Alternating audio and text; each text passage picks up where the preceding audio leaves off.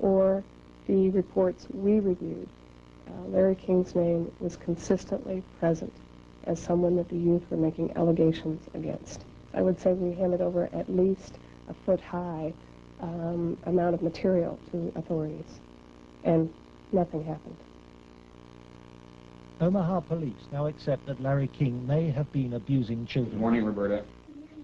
But its most senior officer claims the evidence was not conclusive. It is certainly possible that Mr. King was involved in illegal acts with children. If there was sufficient evidence of those types of allegations, he would have been prosecuted by the county attorney's office. For me, it was very clear that the case was not investigated and not pursued because of the alleged perpetrators. Those perpetrators, named by the children, were some of the richest and most influential citizens in positions of power in the state. Men prominent in industry, politics, the media, even the police. We can only name the ringleaders. Besides Larry King, they were department store millionaire Alan Baer and the celebrity columnist of Omaha's only newspaper, the World Herald, Peter Citron. With the judicial system apparently paralyzed, Larry King spent Franklin's money on courting political influence. $10 million went on jewelry, flowers, and private planes. He cultivated contacts in the inner circles of Ronald Reagan's White House. At his palatial homes, 3 in Omaha and 1 in Washington, D.C., he held extravagant parties for the influential and powerful. His lavish spending bought him a protected life. Larry King was constantly heralded, cheered, applauded in the news media as the great businessman that's helping the poor people, the black community of Omaha. But King's extravagance attracted the attention of the Internal Revenue Service. As a result, on April the 11th, 1988, the Franklin Credit Union was raided and closed by the FBI.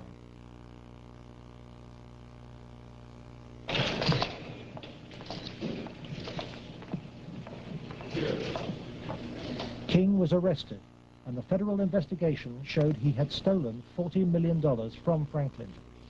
Documents we possess reveal the FBI interviewed many of the victims of Larry King's sex ring, but no action was taken. In November 1988, Nebraska's state government set up a parallel investigation into Larry King. A legislative committee was formed. Its chairman was the Republican head of Nebraska's Banking Committee, corn farmer and state senator Lawrence Schmidt. Immediately, anonymous threats began. I received a phone call on the floor of the legislature. The caller did not identify himself, but he said, "Lauren, you do not want to have an investigation of the Franklin Federal Credit Union." And I asked who I was speaking to. They said, "That doesn't matter, but you shouldn't have that investigation." And I said, "Well, why not?" He said, "It will reach to the highest levels of the Republican Party, and we're both good Republicans." Undeterred, the committee began their investigations, and the money trail led quickly to the original allegations of child abuse. Carolyn Stitt was one of the first to testify. The night before we testified before the legislative committee, I did receive a phone call at home that said, "If you speak, you won't live to regret it." To protect the inquiry, Schmidt's committee hired special legal counsel and full-time professional investigators Gary Caradori and Karen Ormiston. I said, "We do not want you to bring to the committee rumors, innuendos, nothing that cannot be backed up with facts." I said, "Bring to the committee that which we can take to a prosecutor." The investigators found new victims of King's pedophile network, many on the streets of Omaha. The picture they built up was of a large ring of rich and powerful pedophiles, many named the same men as those involved with the Boys Town cases 3 years earlier. They were telling us about prominent people in Omaha and elsewhere that were abusing children at parties. The prominent citizens names that originally came up were of concern to me because I knew many of those individuals, and I very frankly was shocked to have those names show up on the list. To provide the committee with hard evidence, the investigators recorded their new witnesses on videotape. Paul Benassi had been the victim of abuse since he was 8. He was present at many of Larry King's sex parties. Caradori traced him to the county jail. He had been convicted of fondling his young cousin. Who were some of these people that would come to these parties? Larry King, Peter Citron, he was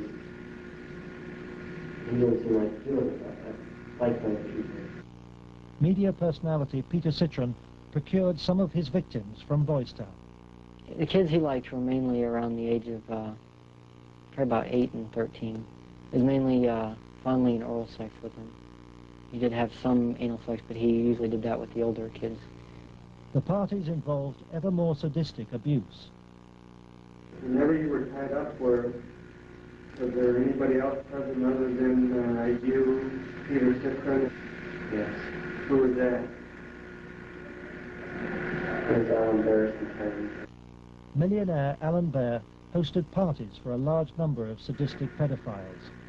Paul Benassi suffered at their hands. You okay? They tied me up and had some other kids perform sex on me, and then came me and they burned me some cigarettes. Okay. Just take a deep breath now.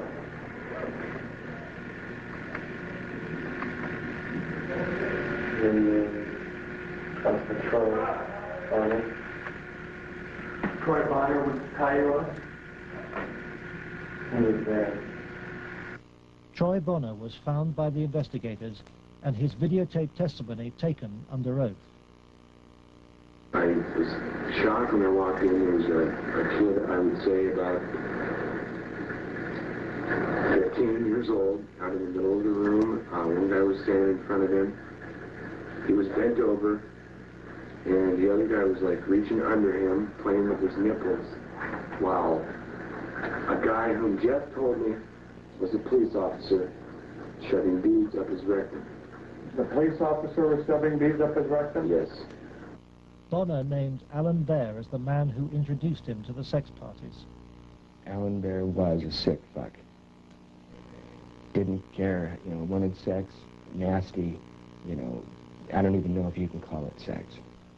Everything, I mean, from just, touching to fruit, squash, huge squash, that big around, stuck into your ass, heat things, hot things, poked at you and stuck in you. But the center of the child sex ring was Larry King. Larry King was the same kind of sick fuck Alan Bear was, except Larry King was more violent, more sure of himself, I got those scars on my own one night at a party where Larry King, wanted to see how strong a man we were or something, and have us put your arms together, and you'd light cigarettes, and as soon as you get burning, you just drop them down between your arms and, let it burn. And then we'll just stand there naked and touch each other by holding our arms together and burn cigarettes where, it's on film someplace. And then they filmed it, burning, I mean, I would, see him